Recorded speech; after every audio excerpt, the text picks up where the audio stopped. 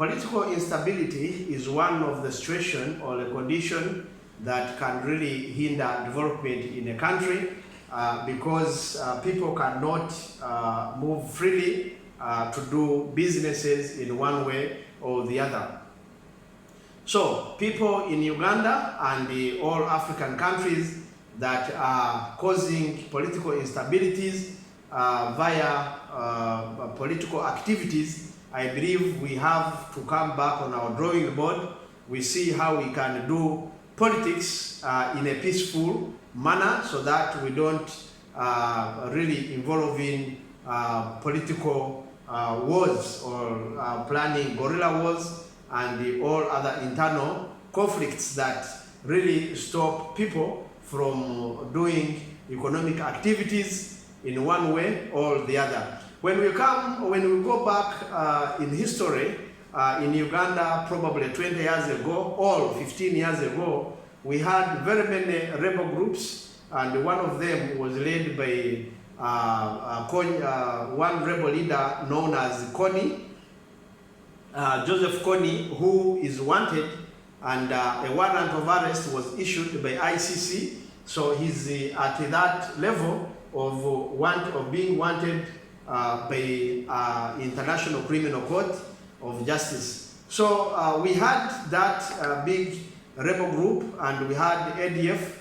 We had very many other rebel groups in the eastern Uganda that destabilized, and northern Uganda that destabilized the growth and development of Uganda for very many years. However, we thank the current government that it did all it could to make sure that these political insurgencies were stopped, and then people are advised or encouraged to really start doing their economic activities in a peaceful way. And in fact, when you compare the development that since Uganda is a peaceful country, we no longer have political instabilities of such a nature. Uganda has continued developing in different capacities, both social conditions and economic growth. This is because Ugandans, or people in Uganda, including foreigners actually, who feel free now to come and operate their economic activities or invest in Uganda peacefully because there is no any political instabilities. However, political instabilities are caused by government, when the government overpress people against the wall by torturing them, discriminating them, denying them opportunities and services, and oppress them in one way or the other, then many people think of resorting to a political aggressive approach so that they can really liberate themselves. Many people, when they are oppressed, they think they are being tortured, and this can cause to a political insurgents to emerge in a country.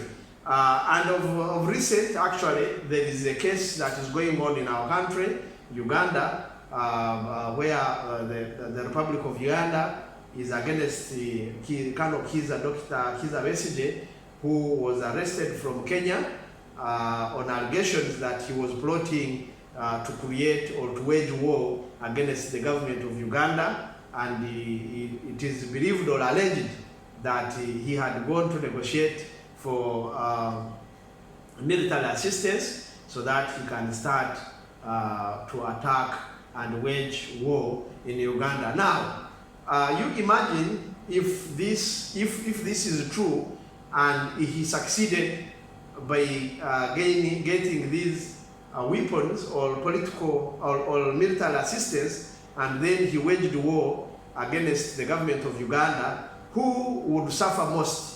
I believe it is not him and his soldiers who will have gone to the bush, neither will it be the government officials and those soldiers who are serving government, because for them in one way or the other, they are protected, they have guns, and they have money. Some ministers have immunity, they have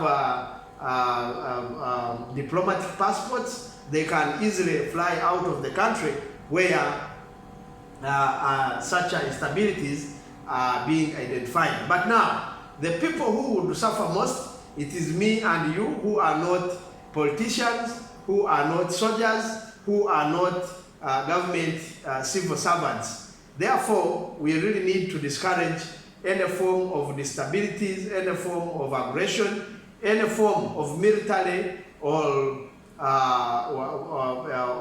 guerrilla wars to be developed in our country.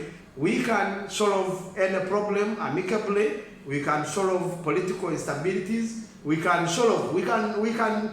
engage in dialogue to solve our political differences.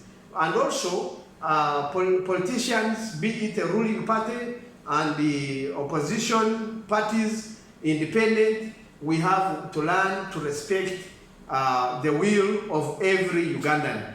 If a Ugandan in his will thinks that being in opposition is better, then let that person be. If someone thinks that being in a ruling party, which is the NRM, then let that person be. If someone feels to be independent, let that person be. If someone feels to do away with politics and decides to live his life without participating in any nature or any form of politics or political activities, let that person be. So in Uganda, we are having this problem of where members of the ruling party find it hard really to live alongside members of opposition, and likewise members of opposition find it hard to live alongside members of the ruling party. But this is democracy. What does democracy say? So, and what is democracy in the first place? Democracy, in a simple definition, is rule of law. Rule by what law says. So, if law says that there shall be multi-party system, therefore, the mere fact that the law provides for a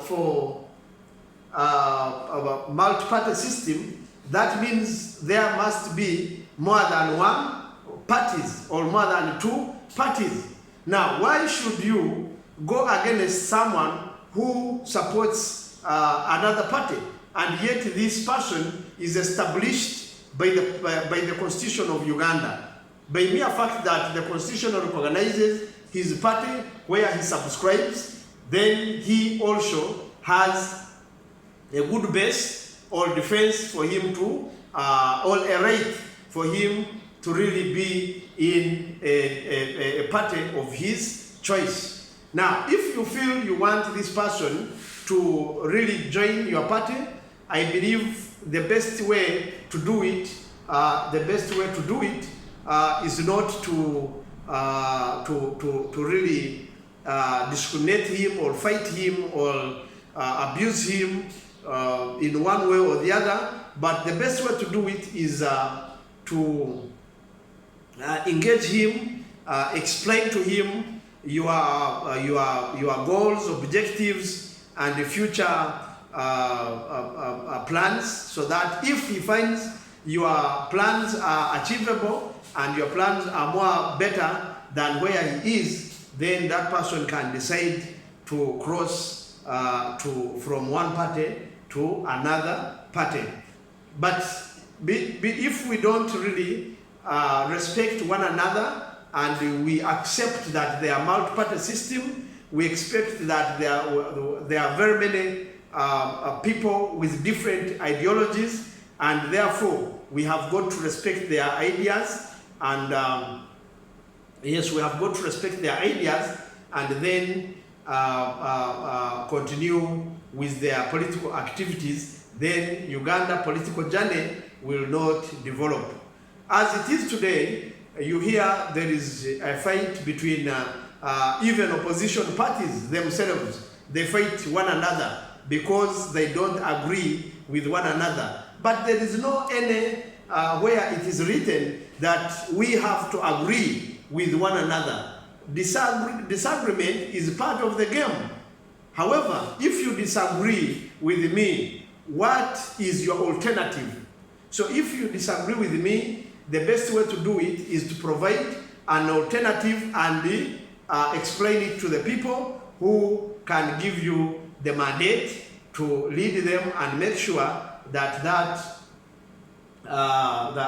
your ideas are implemented if they have given you a choice. But if the citizens do not give you that opportunity, do not fight the person who has been given the opportunity, but rather advise him, work with him, so that the country has peace and stability, and we see the growth of our economy, and the social standards will be also raised from one level to another. In Uganda, we call upon all political figures to really understand that, so that our country grows more bigger. Discrimination, tribalism, racism should really stop, so that we see development going on in our country. We shall continue discussing these factors every day, so that we can really understand more about our country, and we see where our country is heading in the coming future. Kindly subscribe to my channel so that you'll be able to get more of my videos if I post another video for you. Thank you for listening to me. Comment and tell me what do you think about what I have discussed today, and like my video and subscribe so that we can always communicate to one another. By subscribing, you tap on that bell down, and then where you see the word subscription, and then we shall call that one a day.